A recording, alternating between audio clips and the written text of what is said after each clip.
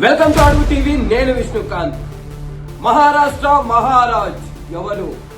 మహారాష్ట్ర కొత్త సీఎం ఎవరు? ఇప్పుడు ఇదే చర్చ. గత 2-3 రోజులుగా మహాయుతి కూటమి గెలిచిన తర్వాత కూడా సందిగ్ధత నెలకొంది మహారాష్ట్రలో. మహారాష్ట్ర కొత్త సీఎం ఎవరైతారని ఇప్పుడు పెద్ద చిక్కుబడి, పెద్ద ప్రశ్న అనేది చెప్పాలి. ఎందుకంటే మహాయుతి కూటమి భారీ మెజారిటీతో గెలుపొందింది మహారాష్ట్రలో. సో అత్యధిక భారీ మెజారిటీతో గెలుపొందిన మహాయుతి కూటమిలో ఇప్పుడు మహారాష్ట్ర సీఎం ఎవరవుతారనే చర్చ వేగంగా కొనసాగుతుంది. అయితే ఢిల్లీ పెద్దలు నిర్ణయించిన దాని ప్రకారమే మహారాష్ట్ర సీఎం అవుతారని అంటున్నారు.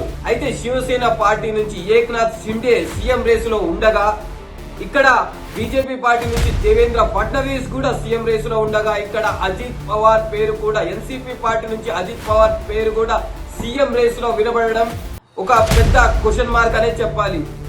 అజిత్ పవార్ పేరు కూడా సీఎం రేస్ లో ఉంది. అయితే ఈ ముగ్గురులో సీఎం ఎవరవుతారు అనే క్వశ్చన్ ఇప్పుడు నెలకొంది మహారాష్ట్రలో. అయితే ఢిల్లీ పెద్దలు నిర్ణయించిన దాన్ని బట్టే మహారాష్ట్ర సీఎం అవుతారని చెబుతున్నారు కొంతమంది రాజకీయ నేతలు. ఏది ఏమైనప్పటికీ ఏక్నాథ్ షిండే మరియు దేవేంద్ర ఫడ్నవీస్ మరియు అజిత్ పవార్ ఈ ముగ్గురు ఇప్పుడు సీఎం రేసు లో ఉండగా, శివసేన నుంచి సీఎం రేసు లో ఏక్నాథ్ షిండే ఉండగా, బీజేపీ నుంచి ఇప్పుడు దేవేంద్ర ఫడ్నవీస్ పేరు కూడా దాదాపు ఖరారైనట్టే అని చెప్పాలి. అయితే ఎన్సీపీ నుంచి అజిత్ పవార్ గారి పేరు కూడా వినిపించడం ఇప్పుడు సర్వత్రా చర్చనీయాంశమైంది.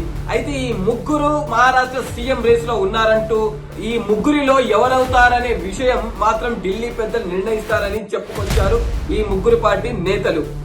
ఏది ఏమైనప్పటికీ ఈ ముగ్గురు కాకుండా వేరే పేరు తెరపైకి వస్తుందని కొంతమంది రాజకీయ నేతలు కూడా అంటున్న మాట. ఏక్నాథ్ షిండే తన రాజీనామాను గవర్నర్ కు ఇచ్చారు. గవర్నర్ దాన్ని ఆమోదించి తాత్కాలిక మహారాష్ట్ర ముఖ్యమంత్రిగా ఉండాలని కోరారు. అయితే ప్రస్తుతం తాత్కాలిక ముఖ్యమంత్రిగా ఏక్నాథ్ షిండే కొనసాగగా, ఇప్పుడు ఈ మహారాష్ట్ర సీఎం ఎవరనేది మరికొన్ని రోజులు ఆలస్యం కానుంది.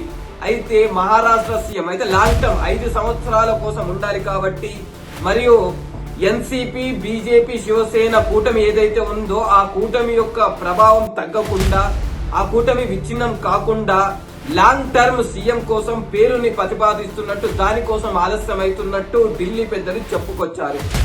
ఏది ఏమైనప్పటికీ మహారాష్ట్ర మహారాజ్ ఎవరవుతారనే సందిగ్ధం ఇప్పుడు నెలకొంది.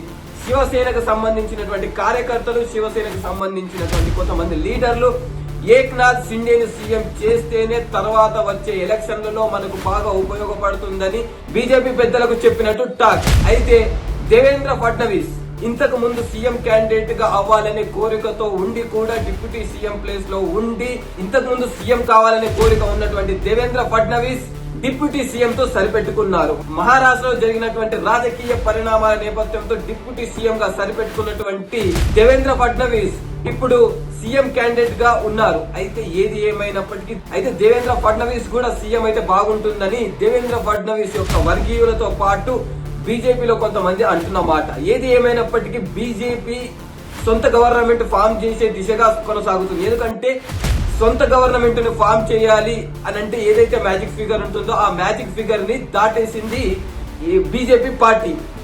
ఇప్పుడు బీజేపీ పార్టీ దగ్గర 3 ఆప్షన్స్ ఉన్నాయి. ఒకటి ఏక్నాథ్ షిండేని సీఎం చేయడం, లేదా దేవేంద్ర ఫడ్నవీస్ ని సీఎం చేయడం, వీళ్ళిద్దరికి వేరే పదవులు ఇచ్చి వేరే రాజకీయ నాయకుడిని సీఎం క్యాండిడేట్ గా నిలబెట్టడం. ఏది ఏమైనప్పటికీ తెరపైకి కొత్త పేరు వస్తుందా రాదా అనేది సందిగ్ధంలో ఉన్నప్పటికీ ప్రస్తుతం అయితే మహారాష్ట్ర సీఎం క్యాండిడేట్ కోసం అయితే రేసు కొనసాగుతుంది. అయితే ఇంకొన్ని రోజుల్లో మహారాష్ట్ర సీఎం ఎవరు అనేది తేలనుంది. మాక్సిమం ఈ రోజు రేపు ఈ 2 రోజుల్లో మహారాష్ట్ర సీఎం, మహారాష్ట్ర మహారాజ్, మరాఠా సీఎం ఎవరు అనేది తేలిపోనుంది. ఇలాంటి మరిన్ని విషయాల కోసం ఇప్పుడే అడుగు టీవీ ఛానల్ ని సబ్స్క్రైబ్ చేసుకోవడం మాత్రం మర్చిపోకండి. స్టే ట్యూన్డ్ టు అడుగు టీవీ.